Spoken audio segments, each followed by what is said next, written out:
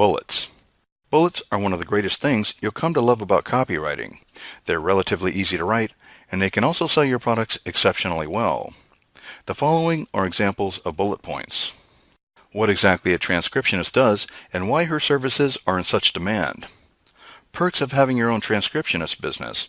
Learn about the low startup costs, how to set your own hours, and work with the flexibility this business provides.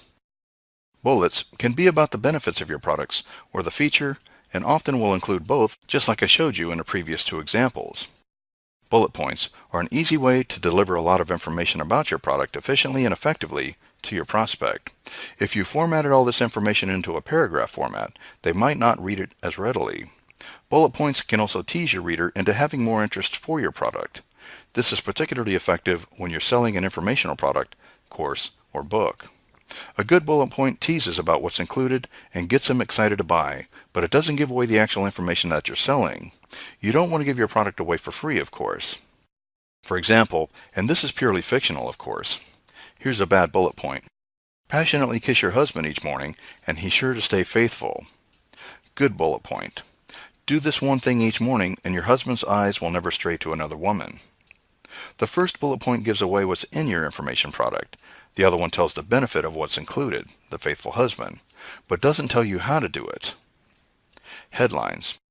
Your headline belongs at the top of your sales letter, web page, ad, or any copy that you're creating. Capitalize all of the words in your headline and make it nice and big and bold to ensure that it gets attention. All good copy has attention-getting headline.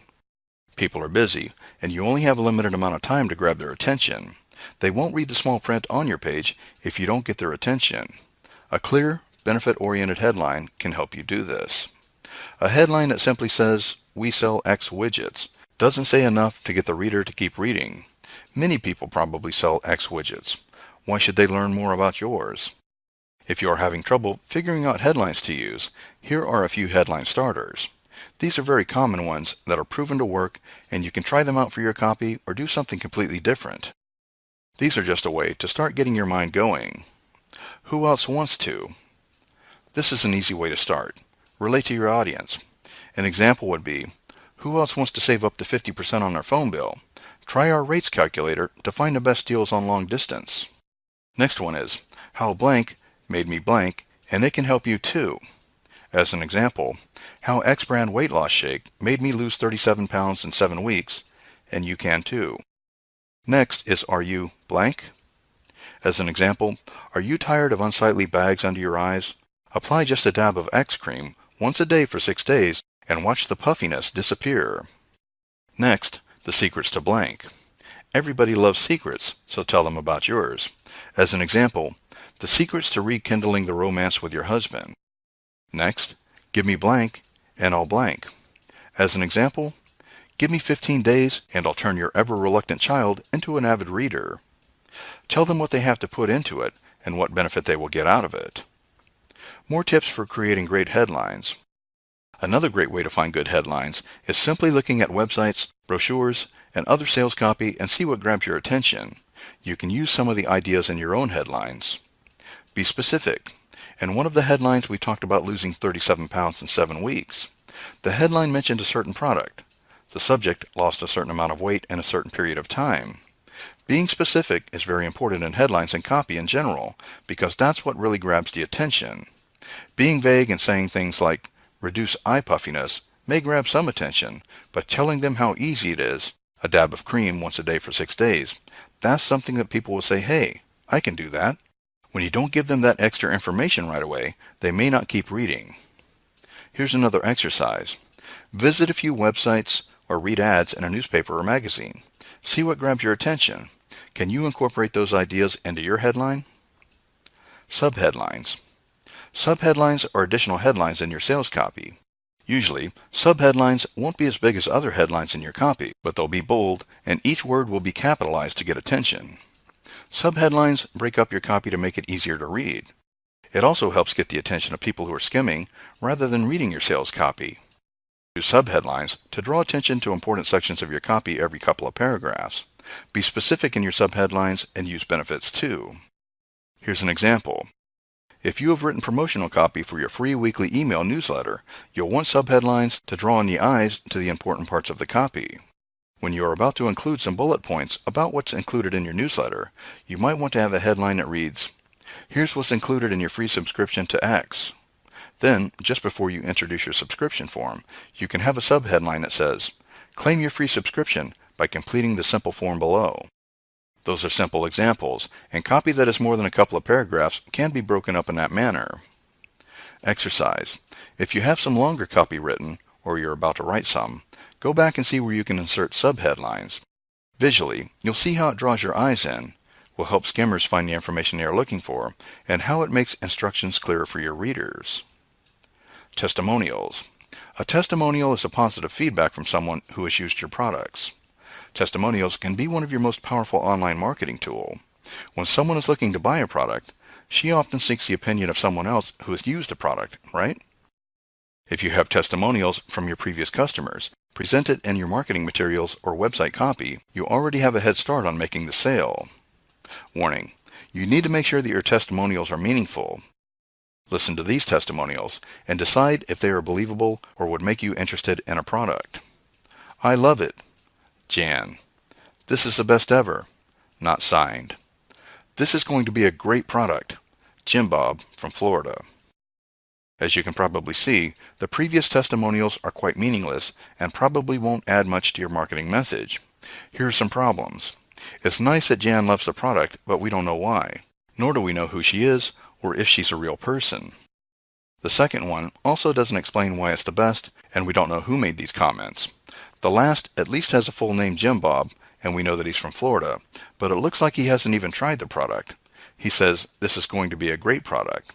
Just asking someone to comment on what your product might be like isn't an effective use of a testimonial. A testimonial should be concrete and believable in detail.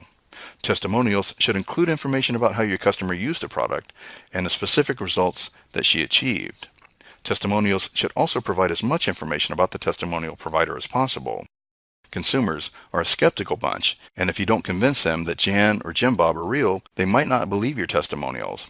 Where possible, include full name, first and last, location, city and state or province, and photos. Before and after photos, if applicable, can be very effective. Other proof of results. For example, if your product helped a child's grade improve in school, you can show photos or scanned images of reports showing the improvement. If you think your customers won't offer this information, you won't know until you ask. You might also give them a little gift in return for their details and feedback. It can be a coupon, sample pack, or anything that you'd like. Just be careful in wording your gift offer. Asking someone for positive feedback in return for a gift can be seen as a bribe and would likely be illegal. Gifts should be offered in return for any type of feedback, both positive and negative. The important thing is to get as much credible information as you can for your testimonials.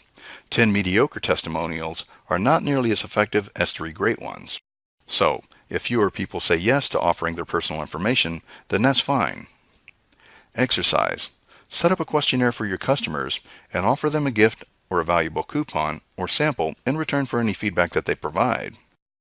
Even if you receive some negative feedback, this is your opportunity to view it as constructive criticism and see how you can improve your business. Here are some sample questions. How long have you been using our product? How has X improved since starting to use the product? X being the main benefit of your product. How do you use the product? For example, at work, to relieve pain, etc. How much time do you invest in using the product on a weekly basis? What is the most helpful or useful part of the product? What would you say to someone who is interested in buying the product? What other information would you like to share with us? A questionnaire is often more effective than simply asking for feedback. If people are happy with the product, they will say so, but don't often provide the meaningful detail you need for an effective testimonial.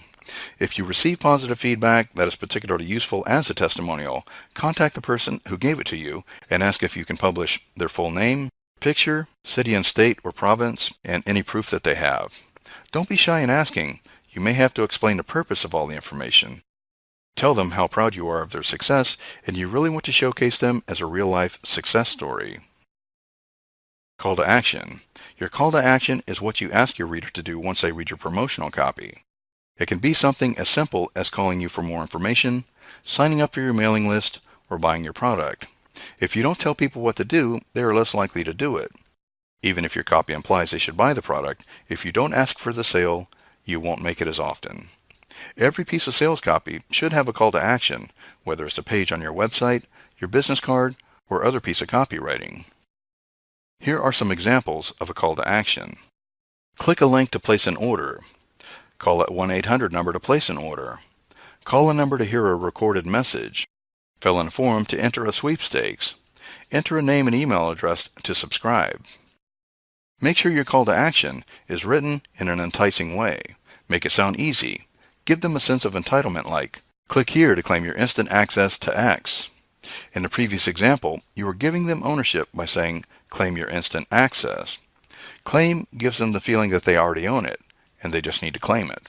The word your also has been added to make them feel like they already own it. Instant access makes it sound easy. Here's another example. Simply enter your first name, email address, and click subscribe me, and we'll send your first X tip immediately. The previous example gives them the clear steps they need to make it happen and shows how easy it is and how quickly they'll get what they are looking for. Exercise. Take a look at every page of promotional material that you've written. Ensure it has a call to action. If it doesn't, fix it. If you're just getting started with your business, be sure to remember it as you design each business card, each and every page on your website, etc.